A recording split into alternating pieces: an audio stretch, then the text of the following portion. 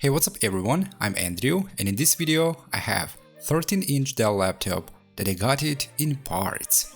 Over the laptop, some soda was spilled and the laptop was dropped. I believe purposely dropped. The motherboard was in a short circuit around the power connector, and fortunately that was easy to fix. And from the fall we can see where the heatsink is curved. And the bezel is a little bit broken to one side. Anyway, this machine is still alive. So let's start and make this laptop work again. And first start with disassembling the rest of the parts. And a few words about this machine. This is Dell Inspiron 5323, released back in summer 2012. The CPU is Intel i3 3270U with 2 cores and 4 threads. The motherboard has 2 RAM slots and maximum supports 8GB of RAM. There are 2 disk connections, the standard 2.5-inch SATA and 1 M-SATA disk near the Wi-Fi.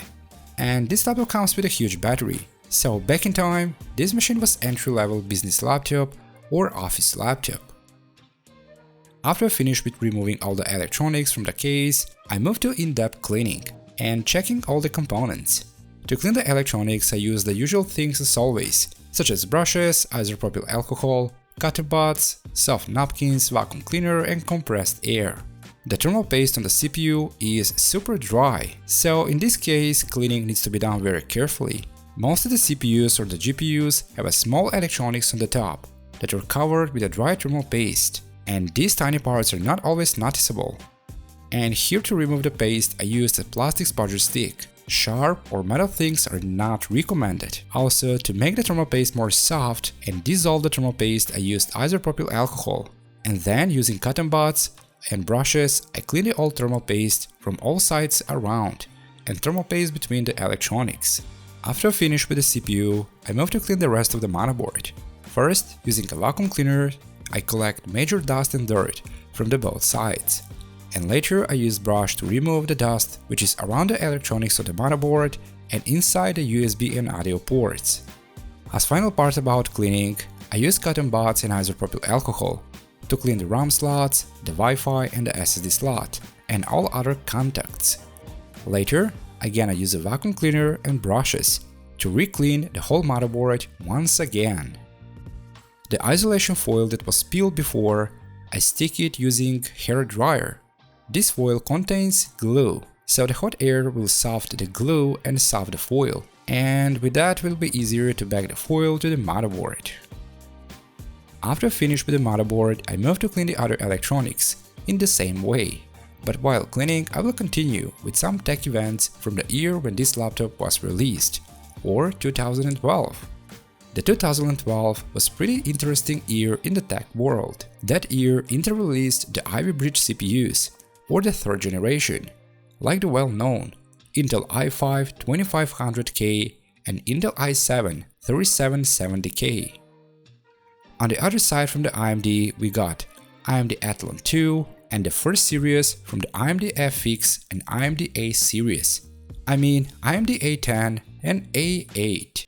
The motherboard market was pretty interesting as well. In 2012, the motherboard started looking better than before and with a cooler design and more capabilities. Some of the motherboards that I well remember are Asus Sabertooth, Maximus 5 and Formula. And as well, many other brands have a very nice Z77 motherboards with a cool design and something new and different. In 2012, the Nvidia released the 600 series. The GPUs like GTX 650, 660, 670 and 680. And to the top of the line was the GTX 690, which was a dual GPU, actually Nvidia SLI in one graphic card. And back in the day this graphic card was a real monster, and I think one of the most expensive things on the market. In 2012, the AMD released their AMD Radeon 7000 HD series, and the best of the best was AMD Radeon 7970 HD, which is one of the legendary graphic cards from the AMD, and this GPU can still run many games even today. And personally, this is one of my favorite graphic cards ever made, especially I like the red and the black design that look like a starship. Well, now let's return to the laptop. and later I will continue with some other stories. After I finish with cleaning the electronics, I move to the laptop case. The laptop case is in okay condition. It's a little bit scratched from all sides around, but not seriously damaged, except for the bezel. The bezel is broken on two places, to the top and the bottom side. And the rubber around the display, it's a pretty sticky and it's looking nasty. So in this case I've decided to remove the sticky rubber from all around the corners. Back in the day, these rubbers were used on many laptops.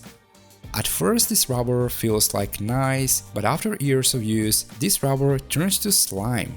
Actually, there was a laptop that were whole covered with this rubber. I had some laptops like Asus and Alienware, and the case turns to sticky and nasty, especially the palm rest. To clean the case, I use soft napkins, isopropyl alcohol, glass cleaner, just the usual stuff. And the case that has no electronics, I wash it using soap and water. To repair the bezel, first I use paper tape, just enough to put the broken parts all in place. And then I used strong super glue with an activator. This is not a great solution, but in this case I need something that will be thin and out, but also strong and out.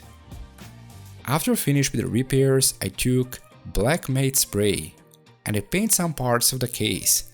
The bezel and the bottom case. I paint the bezel to cover the repairs and I paint the bottom case because it was too scratched and it looks pretty bad. And finally I moved to assemble the laptop. And here I'm gonna make a few upgrades. Except for the 4 gigs of RAM, I will add another 4 gigs, and in total this machine will have 8 GB of RAM. And instead of using the standard SSD that I got it with a laptop, I will place 256 gigs mSATA SSD. With mSATA and 80 gigs of RAM, this machine will work slightly faster and better. Now let's continue with stories from the tech world. In 2012, the gaming laptops started taking off, and one of the most remarkable laptops of that year was Razer Blade. This machine was very unique, with a powerful hardware, 17-inch display, and instead of numpad, this machine has dedicated keys and additional display, and that was a very unique and very innovative. Also in 2012, the Alienware, Asus and MSI came with a nice design and powerful laptops that looks like starships. I remember 18-inch Alienware R2 with 2 graphic cards, and that was a real monster of the time. From the MSI, the GT series was super great, especially I like the design on the front side. And the design was super cool. And the Asus has the G series that also looked like a starship, especially the backside with the cooling. So anyone who wanted to buy a laptop from this category had a hard decision what to choose. The design was innovative, different and unique, and not boring like today's laptops and tech. In 2012, the gaming area also got very well-known titles like Borderlands 2, Halo 4, Max Payne 3, Call of Duty Black Ops 2, Prototype 2, Assassin's Creed 3, Far Cry 3, Hitman Absolution, Counter-Strike Global Offensive, and many more. And all the games has a very nice storyline, absolutely great gameplay, always something new and innovative and creative. Unfortunately, today most of the games, not all but most, are just copycats and like a flat table.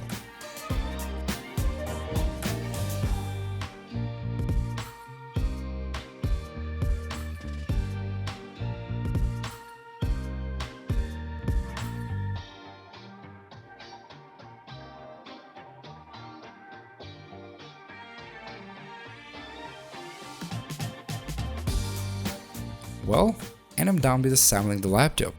Now I move to installing Windows and testing the hardware. By the way, this laptop has already connected the digital Windows 8 license key, so the same key can be used to activate the Windows 10. And after all these changes, this is the final result.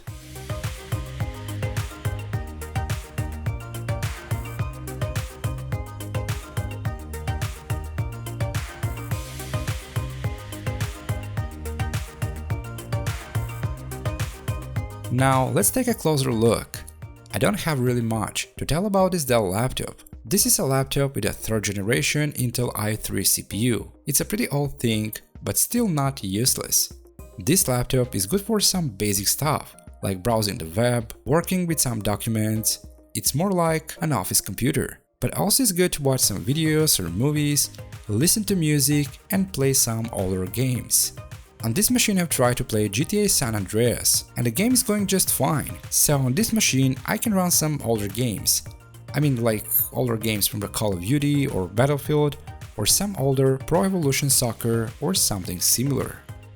By the way, I noticed one thing here. The battery is still fine and it keeps more than hour and a half, which I totally didn't expect. Mostly after years the battery loses the capacity, but this thing really surprised me. Well, and this is all about this 13-inch Dell laptop, and I'm very glad because this machine is working again.